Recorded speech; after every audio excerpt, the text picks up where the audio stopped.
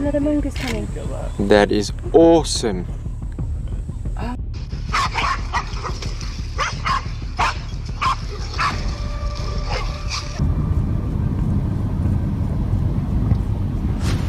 Kapag naupo ka upang panoorin ang isang kapanapanabik na dokumentaryo tungkol sa mga ahas, maraming kahanga-hangang aspeto ng mga reptilyang ito ang lumilitaw. Isa sa mga pinakakapansin-pansing katangian nila ay ang kanilang matinding tiwala sa sarili at matibay na kumpiyansa. Kamangha-mangha kung paano ipinapakita ng mga gumagapang na nilalang na ito ang kanilang pananalig sa kanilang nakakamatay na kamandag at makapangyarihang pagpisil, na parang likas na alam nilang kaya nilang talunin ang sinumang kalaban. Ang pangaga? It's pretty na mata na. Gayunpaman, sa kabila ng kanilang matapang na anyo, mahalagang tandaan na ang kumpiyansa, gaano man ito katindi, ay may mga hangganan at kahinaan din.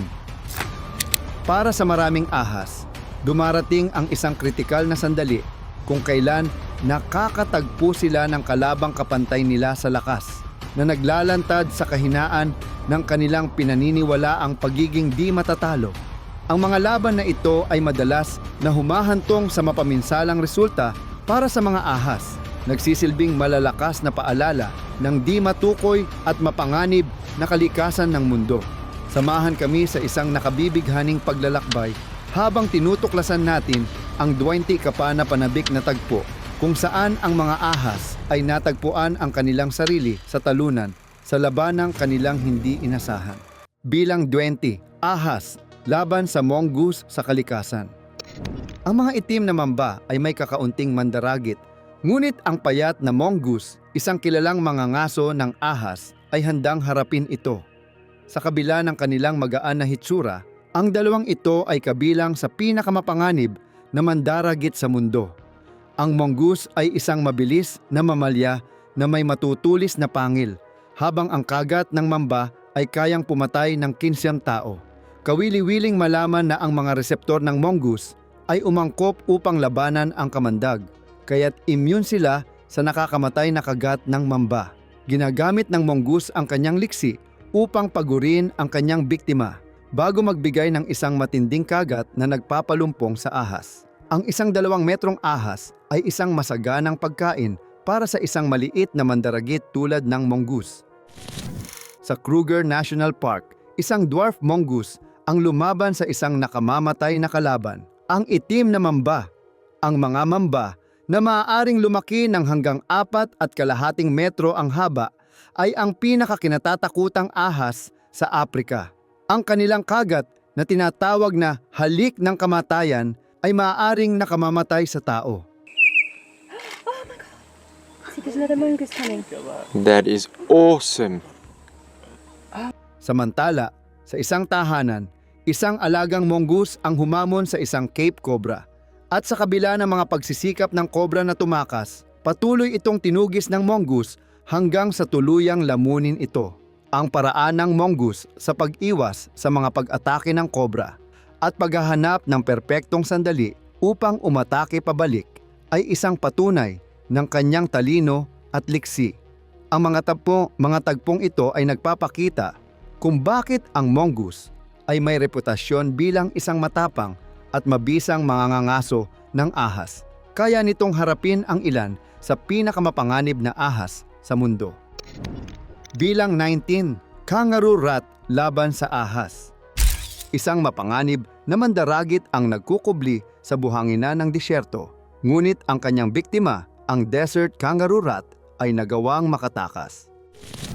Ang mga dagang ito ay may kakayahang tanggihan ang pag-atake ng sidewinder rattlesnake gamit ang malalakas na sipa at pagtalon. Natuklasan ng mga sayentipiko na pinag-aaralan ang kangaroo rats na ang kanilang matalas na pandinig ay nagbibigay daan sa kanila upang matukoy ang mga paparating na pagsalakay. Mabilis silang tumutugon, iniikot ang kanilang katawan at tumatalon upang maiwasan ang pangil ng ahas. Kahit na makagat, maaari pa ring maiwasan ng daga ang pagturok ng kamandag dahil sa kanyang matulin na reaksyon. Ang pangunahing depensa ng kangaroo rat ay ang kakayahan nitong sipain ang ahas habang nasa ere, na tinitiyak ang kanyang kaligtasan. Kapansin-pansin ang liksi at bilis ng kangaroo rat, kaya nitong iwasan ang mga pagsalakay na tiyak na kamatayan para sa ibang mga nilalang. Gumamit ang mga mananaliksik ng high-speed na kamera upang makuha ang mga tagpong ito na nagpapakita ng hindi kapani-paniwalang reflex at katumpakan ng maliit na hayop na ito. Ang kakayahan ng kangaroo rat na mabuhay sa isang malupit na kapaligiran kung saan ang mga mandaragit ay laging nag-aabang ay isang patunay sa kanyang evolusyonaryong mga pag-aangkop. Ang mga mandirigma ng disyerto na ito ay nagpapakita ng maselang balanse sa pagitan ng mandaragit at biktima, kung saan kahit ang pinakamaliit na nilalang ay kayang baliktarin ang sitwasyon laban sa kanilang umaataking kalaban. Bilang 18, ibon laban sa kobra. Kilalang kilala sa mahahaba at payat nitong mga paa. Nagtataglay ito ng malalakas na sipa na may bigat na 5 beses sa sarili nitong katawan. Ang kakayahan ng ibong ito sa pagpatay ng ahas ay alamat na, kaya't nakuha nito ang pangalang may kahulugang tagahuli ng mga ahas. Sa isang hindi patas na laban, isang secretary bird ang tinalo ang isang hari ng kobra. Ipinapakita ang kanyang pambihirang kakayahan at ginagawang isa sa mga pinakamapanganib na kalaban ng ahas. Ang secretary birds ay bumuo ng isang natatanging paraan ng pangangaso kung saan dinadaganan nila ang kanilang biktima ng matinding puwersa.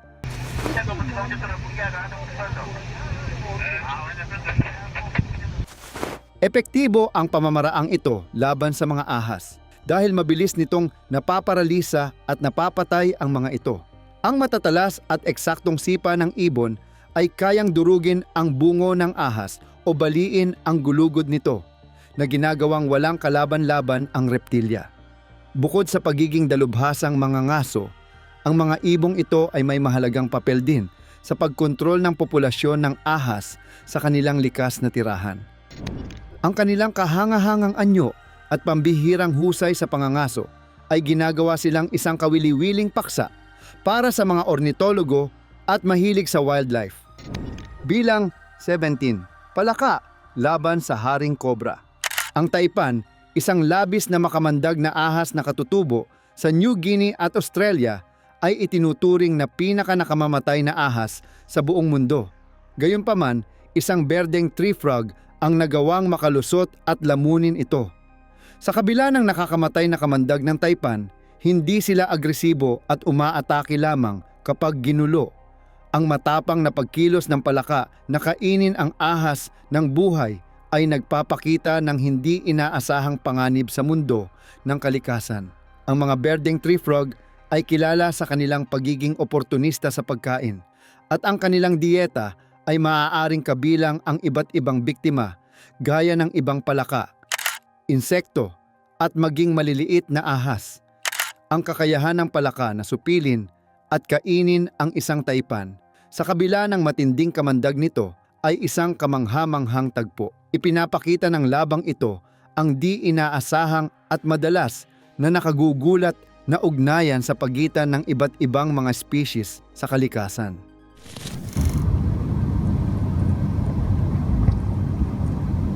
Ang katapangan ng palaka sa paghaharap sa isang mapanganib na kalaban ay nagbubunyag ng pagiging komplikado ng ugnayan ng mandaragit at biktima sa kalikasan, kung saan kahit ang pinakamakamandag na nilalang ay maaaring maging biktima rin.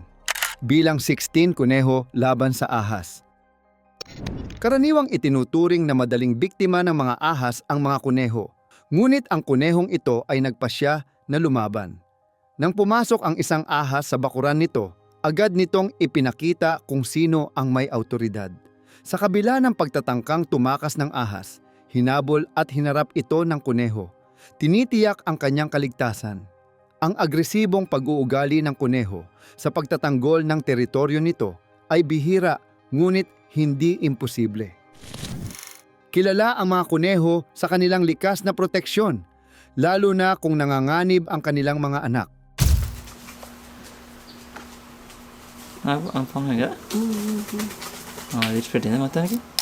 Ang malalakas na hulihang paa at matatalas na kuko ng kuneho ay maaaring magdulot ng matinding pinsala sa isang ahas. Ginagawa itong isang hindi inaasahang kalaban. Ang tagpong ito ay nagpapakita ng kahalagahan ng pagiging mapagmatyag at madaling makibagay sa mundo ng mga hayop, kung saan ang kakayahang tumugon ng epektibo sa mga banta ay madalas na nagdidikta ng kaligtasan. Ang nakakagulat na tagumpay ng kuneho laban sa ahas ay nagpapaalala na kahit ang pinakapayak na nilalang ay maaaring magtaglay ng pambihirang tibay at lakas. Bilang 15, kuting laban sa python. Isang inang pusa ang nagpakita ng hindi matatawarang tapang ng banta ng isang python ang kanyang mga kuting. Sa simula, nagtitigan lamang ang dalawa, ngunit nang umatake ang python, buong tapang itong hinarap ng inang pusa upang ipagtanggol ang kanyang mga anak. Matapos ang isang matagal na labanan, umurong ang ahas na nagpakita ng determinasyon ng inang pusa na protektahan ang kanyang supling.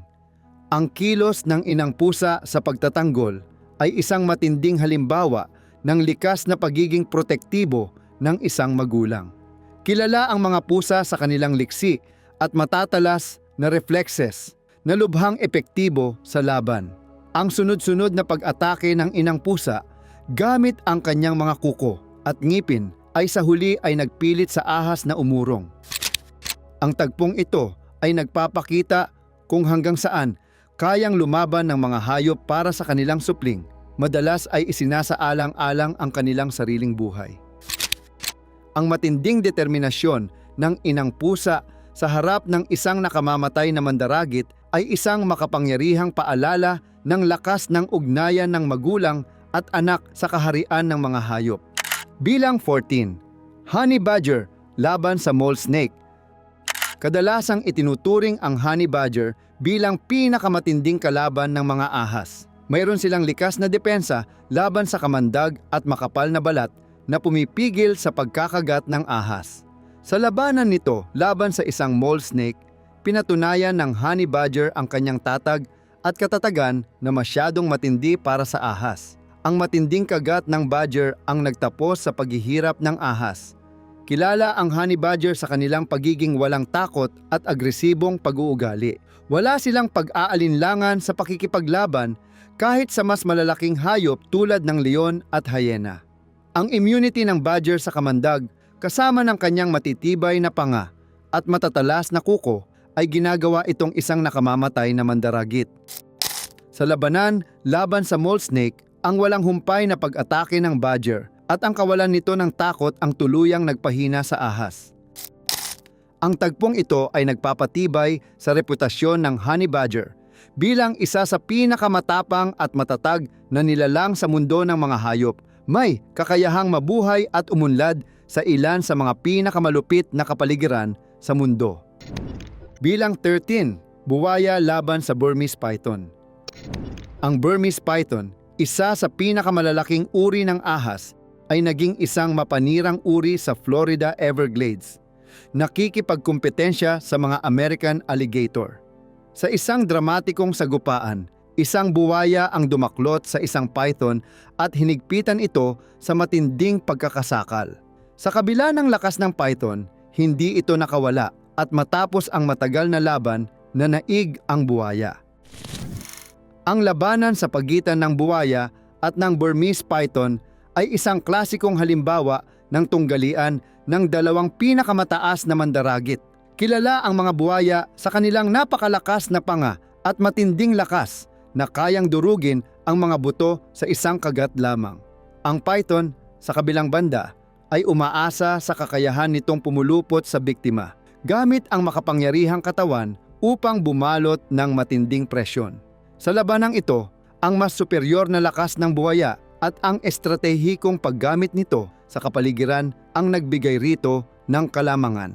Ang matagal na pakikipagbuno ay nagpapakita ng matinding kompetisyon para sa mga likas na yaman at teritoryo sa Everglades, kung saan ang mga dayuhang uri tulad ng Burmese python ay nagdudulot ng malaking suliranin sa katutubong ekosistema. Bilang 12, hedgehog laban sa viper. Ang mga hedgehog sa kabila ng kanilang kaibig-ibig at mahiyain na anyo ay may natatanging mekanismo ng depensa laban sa mga mandaragit. Kapag nanganganib, gumugulong sila upang maging isang bola, ginagamit ang kanilang mga tinik upang itaboy ang mga pag-atake. Sa isang video, isang ahas ang nagtangkang umatake sa isang hedgehog, ngunit naprotektahan ito ng kanyang matutulis na tinik. Sa huli, umurong ang ahas. Hindi nagawang butasin ang depensa ng hedgehog.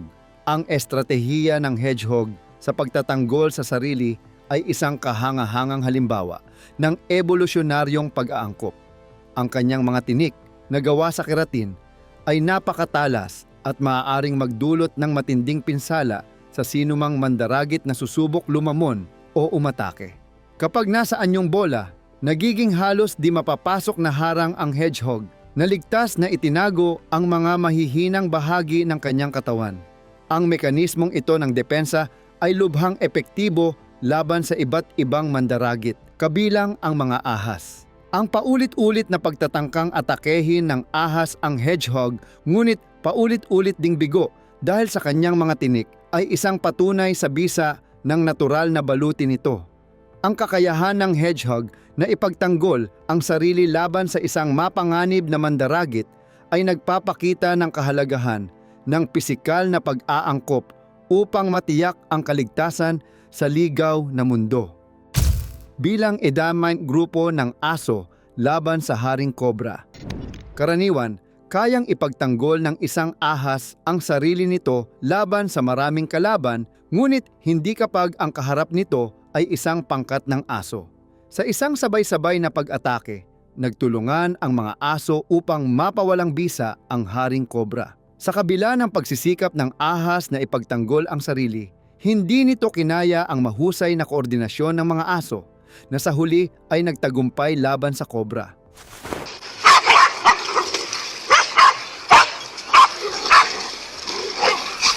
Ang sabayang pag-atake ng grupo ng aso ay isang malinaw na halimbawa ng kakayahan ng mga hayop na sama-samang lumaban upang mapagtagumpayan ang isang karaniwang banta. Bilang inapo ng mga lobo, napanatili ng mga aso ang kanilang likas na kilos bilang grupo na ginagawa silang epektibong mangangaso at tagapagtanggol. Sa tagpong ito, ginamit ng mga aso ang kanilang bilang at koordinasyon upang guluhin at mahigitan ang ahas. Habang isang aso ang humaharap sa kobra upang ilihis ang atensyon nito, umaatake naman ang iba mula sa iba't ibang anggulo. Sa huli, hindi na kinaya ng kobra ang sunod-sunod at organisadong pagsalakay ng mga aso.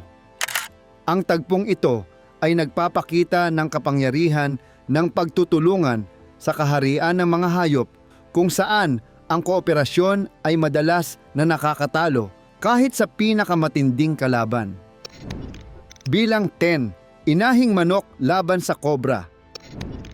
Ipinakita ng isang inahing manok ang pambihirang tapang ng banta ng isang kobra ang kanyang mga sisiw. Sa kabila ng intensyon ng ahas, hinarap ito ng inahin ng walang pag-aalinlangan. Buong tapang na ipinagtanggol ang kanyang mga anak.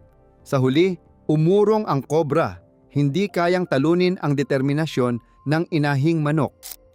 Ang matapang na depensa ng inahin ay isang makapangyarihang pagpapakita ng likas na pagiging protektibo ng isang ina. Karaniwang hindi nakikita ang mga manok bilang agresibong hayop, ngunit kapag nanganganib ang kanilang mga supling, maaari silang maging hindi inaasahang matapang at mapagtanggol. Ang sunod-sunod na pagtuka ng inahing manok at ang agresibo nitong postura ay nagtulak sa kobra na umatras. Ang tagpong ito ay nagpapakita kung hanggang saan kayang ipagtanggol ng isang magulang ang kanyang anak kahit palaban sa isang mas malaki at mas mapanganib na mandaragit. Ang katapangan ng inahing manok ay isang paalala ng lakas at determinasyon na maaaring ibunga ng pagiging magulang na ginagawa kahit ang pinakapayak na nilalang na kakayaning gumawa ng pambihirang mga bagay. Bilang 9, leon laban sa spitting cobra. Kayang magbuga ng kamandag ang spitting cobra bilang depensa, ngunit sa harap ng isang matapang na leon, hindi ito naging sapat. Nanaig ang lakas at tatag ng leon laban sa ahas na nagpapakita ng di inaasahang resulta ng ganitong klasing engkwentro. Bilang isang nangungunang mandaragit, ang leon ay may matitipunong kalamnan, matatalas na kuko at isang walang takot na pag-uugali. Ang kakayahan ng spitting cobra na magbuga ng kamandag ay isang epektibong paraan ng depensa na kayang mabulag at malito ang kanyang kalaban. Ngunit sa labang ito, nanaig ang pisikal na lakas at determinasyon ng leon laban sa makamandag na pag-atake ng ahas. Ang makapal na balahibo ng leon at mabilis nitong reflexes ay nakatulong upang maiwasan ang pinakamasamang epekto ng kamandag, kaya't nagpatuloy ito sa pagsalakay. Ang tagpong ito ay nagpapakita ng masalimuot na relasyon sa pagitan ng mandaragit at biktima, kung saan kahit ang pinakamahusay na mekanismo ng depensa ay maaaring mawalan ng bisa laban sa isang mas malakas at matibay na kalaban.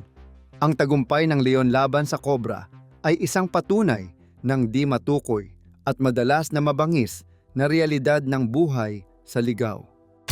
Bilang ota sa lagubang dasal laban sa ahas, maaring hindi inaasahan na ang isang salagubang dasal ay magiging kalaban ng isang ahas.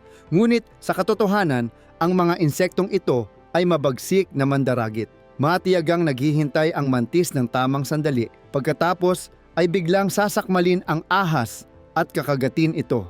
Hindi makawala ang ahas.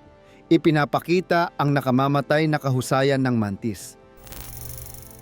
Kilala ang salagubang dasal sa kanilang husay sa pangangaso, gamit ang kanilang malalakas na pangharap na paa upang mahigpit na hawakan ang kanilang biktima. Ang matalas nilang paningin ay nagbibigay sa kanila ng kakayahang matukoy kahit ang pinakamaliit na galaw na ginagawang epektibong mga mangangaso. Sa labang ito laban sa ahas, ang tiyaga at pagiging eksakto ng mantis ang naging susi sa kanyang tagumpay. Ang kakayahan nitong mahigpit na hawakan ang ahas at magbigay ng sunod-sunod na kagat ay nagresulta sa hindi paggalaw ng ahas. Ang engkwentrong ito ay nagpapakita ng nakagugulat na kapangyarihan at pagiging epektibo ng maliliit na mandaragit na nagpapatunay na hindi palaging sukat ng katawan ang nagtatakda ng kinalabasan ng isang laban. Ang tagumpay ng mantis laban sa ahas ay isang patunay ng kanyang espesyal na kakayahan sa pangangaso at matinding pagiging mandaragit bilang siyetong kuneho laban sa ahas. Ang kunehong ito ay hindi basta-bastang umaatras. Nang lumapit ang isang ahas, agad nitong inilunsad ang isang serye ng malalakas na sipa at liksi, dahilan upang hindi na kayanin ng ahas ang pag-atake. Sa huli, umurong ang ahas, hindi nito kinaya ang walang humpay na pagsalakay ng kuneho. Ang agresibong pagtugon ng kuneho sa ahas ay isang pambihirang halimbawa ng pagtatanggol sa sarili sa mundo ng mga hayop. Karaniwang nakikita ang mga kuneho bilang mga biktima, kilala sa kanilang mahina at madaling matarantang kilos. Gayunpaman, kapag napasok sa isang sulok o nanganganib, maaari silang magpakita ng nakakagulat na antas ng tapang at determinasyon. Ang malalakas na hulihang paa at matatalas na kuko ng kuneho ay naging epektibong sandata upang maitaboy ang ahas, na nagpapakita ng kahalagahan ng pisikal na kakayahan sa kaligtasan.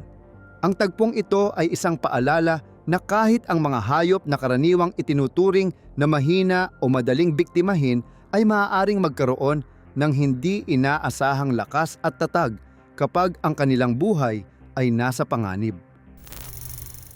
Ang matagumpay na depensa ng kuneho laban sa ahas ay nagpapakita ng hindi matukoy at komplikadong ugnayan sa pagitan ng mandaragit at biktima sa ligaw, bilang ang agila laban sa ahas. Ang mga agila na kilala bilang mga ibong mandaragit ay may pambihirang kakayahan sa pangangaso. Sa isang dramatikong tagpo, sinunggaban ng isang agila ang isang ahas mula sa tubig at dinala ito gamit ang matatalas nitong kuko.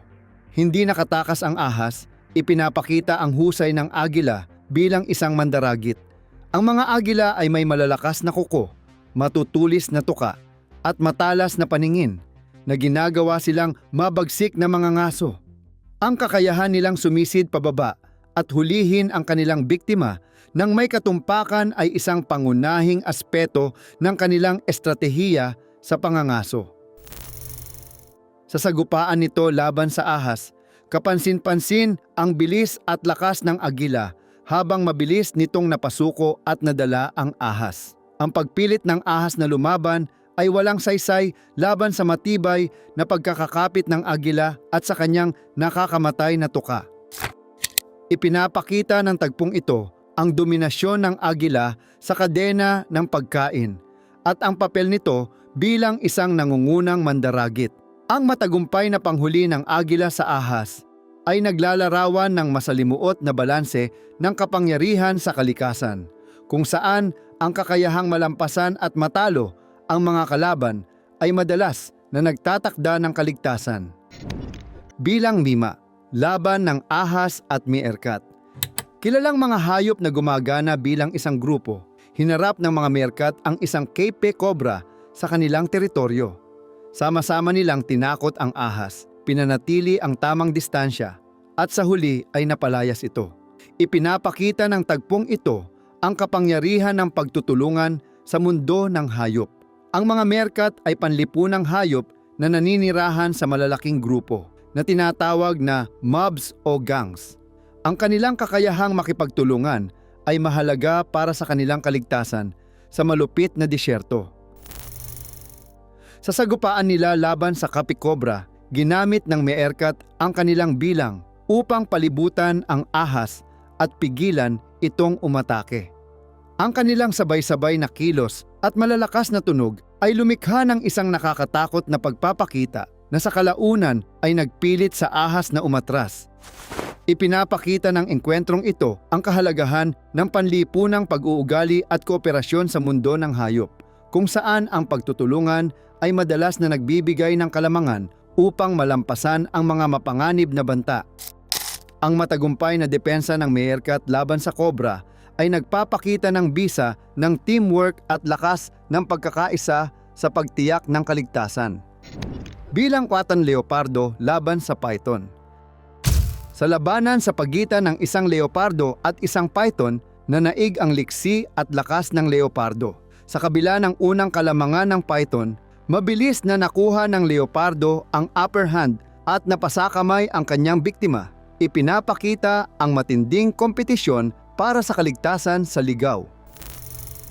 Kilala ang mga leopardo sa kanilang pagiging mailap, malakas at mabilis, kaya't epektibong mangangaso sila. Sa engkwentro nito laban sa python, ginamit ng leopardo ang kanyang bilis at matutulis na pangil upang maiwasan ang pagtatangkang pagpulupot ng ahas at magbigay ng nakakamatay na kagat. Ang estratehiya ng python sa pagpulupot ay umaasa sa kakayahan nitong bumalot sa biktima at higpitan ito ng matinding puwersa, ngunit naging mahirap itong gawin dahil sa liksi ng leopardo. Ang patuloy na pag-atake ng leopardo at matalinong paggamit nito sa kanyang paligid ang nagbigay rito ng tagumpay. Ipinapakita ng tagpong ito ang matinding kompetisyon para sa kaligtasan sa ligaw, kung saan kahit ang pinakamalalakas na mandaragit ay maaaring matagpuan ang kanilang sarili sa isang laban na maaaring magtapos sa buhay o kamatayan. Ang tagumpay ng leopardo laban sa python ay isang patunay ng kanyang husay sa pangangaso at kakayahang umangkop sa mahirap na sitwasyon. Bilang trek, ahas laban sa pabo. Isang pabo ang nakatagpo ng isang ahas sa gilid ng kalsada at napagpasyahan nitong gawing pagkain ang ahas. Ang determinasyon at lakas ng pabo ang nagbigay rito ng kalamangan upang mapabagsak ang ahas, na nagbigay ng isang hindi inaasahang resulta sa tagpong ito. Karaniwang nakikita ang mga pabo bilang mahinahong mga ibon, ngunit taglay nila ang nakakagulat na lakas at liksi. Sa laban nito, laban sa ahas, ginamit ng pabo ang kanyang sunod-sunod na matitinding tuka at malalakas na sipa upang mabilis na mapahina ang ahas. Ang kakayahan ng ibon na magbigay ng eksaktong atake ng may matinding puwersa ay ginawa itong isang kahanga-hangang kalaban. Ipinapakita ng tagpong ito ang kakayahan ng mga pabo na ipagtanggol ang kanilang sarili at gamitin ang mga pagkakataon upang makahanap ng pagkain. Ang hindi inaasahang tagumpay ng pabo laban sa ahas ay isang paalala ng iba't ibang estratehiya ng mga hayop upang mabuhay at umangkop sa kanilang kapaligiran. Bilang 2, matandang lalaki, sinipa ang brown snake. Sa Australia, kung saan karaniwan ang engkwentro sa mga ahas, isang matandang lalaki ang walang takot na sumipa sa isang makamandag na eastern brown snake. Ang nakakagulat na kilos na ito ng katapangan ay nagpapakita ng kakaibang ugnayan sa pagitan ng tao at ahas sa ilang bahagi ng mundo. Ang Australia ay tahanan ng ilan sa mga pinakamakamandag na ahas sa mundo, kabilang ang eastern brown snake. Dahil madalas na nagkakaroon ng sagupaan sa mga ahas na ito, nakabuo na ng iba't ibang paraan ang mga residente sa pagharap sa kanila. Ang walang takot na reaksyon ng matanda na sinipa ang ahas sa halip na tumakbo ay patunay ng kanyang karanasan at kumpiyansa sa pagharap sa ganitong sitwasyon. Ipinapakita ng engkwentrong ito ang kakayahan ng tao na umangkop at maging matatag sa mga lugar na madalas tambayan ng mga ahas, kung saan ang mabilis na pag-iisip at agarang aksyon ay maaaring maging salamin ng buhay at kamatayan. Ang matapang na kilos ng matandang lalaki ay nagpapakita ng masalimuot na ugnayan sa pagitan ng tao at kalikasan, kung saan ang paggalang at pag-iingat ay mahalaga upang mapanatili ang balanseng pamumuhay. Bilang 1, pagong laban sa ahas. Karaniwang iniisip na ang mga pagong ay mahihinahong nilalang, ngunit sa isang labanan sa ilalim ng tubig, pinatunayan ng isang snapping turtle na hindi ito palaging totoo. Isang wildlife photographer ang nakakuha ng sandaling kinain ng isang pagong, ang isang Asian water snake. Ipinapakita ang di inaasahang mabangis na pag-uugali ng pagong. Ang mga snapping turtle ay kilala sa kanilang makapangyarihang panga at agresibong asal, lalo na kapag nanganganib o nangangaso. Sa sagupaan nito sa Asian water snake, naging malinaw ang lakas at determinasyon ng pagong. Ang kakayahan nitong mahigpit na hawakan ang ahas at sunod-sunod na tukain nito ay sa huli ay nagpahina sa ahas. Ipinapakita ng engkwentrong ito ang likas na pagiging mandaragit ng snapping turtles at ang kanilang kakayahang harapin at talunin ang mas malalaking at mas maliliksi nilang biktima. Ang dokumentasyon ng photographer sa labang ito sa ilalim ng tubig ay nagbibigay ng pambihirang sulyap sa mga nakatagong dinamika ng mga ekosistemang pangtubig, kung saan kahit ang tila mabagal at mahinahong nilalang ay maaaring maging mabagsik na mandaragit. Ang tagumpay ng snapping turtle laban sa ahas ay nagpapatunay sa pagiging komplikado at hindi matukoy na kalikasan ng mundo, kung saan ang kaligtasan ay madalas na nakasalalay sa di inaasahang lakas at estratehiya. Sa mga kwentong ito, nasaksihan natin ang di inaasahang at madalas na mapanganib na engkwentro sa pagitan ng mga ahas at ng kanilang mga kalaban, na nagpapaalala sa atin ng maselang balanse ng kapangyarihan sa kalikasan. Ang bawat labanan ay isang makapangyarihang paalala ng tatag, kakayahang umangkop at likas na lakas sa mundo ng hayop, kung saan ang pakikibaka para mabuhay ay walang humpay, at ang tagumpay ay maaaring manggaling sa mga hindi inaasahang lugar.